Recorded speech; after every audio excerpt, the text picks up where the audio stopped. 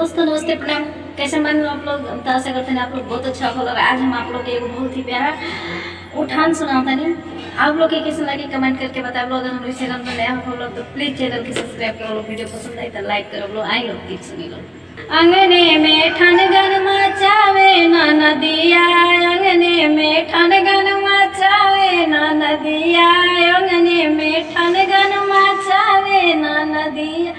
सड़िया हम देत रही ना ले ली नदी, सड़िया हम देत रही ना ले ली नदी। लहंगे के ठनगन मचावे ना नदिया, लहंगे के ठनगन मचावे ना नदिया।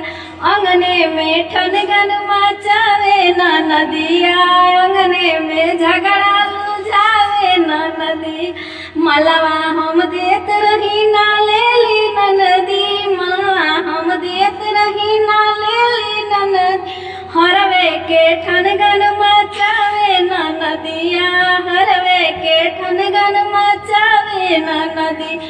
अंगने में ठनगन मचावे ना नदिया, अंगने में झगड़ा लुझावे ना नदिया। बढ़िया।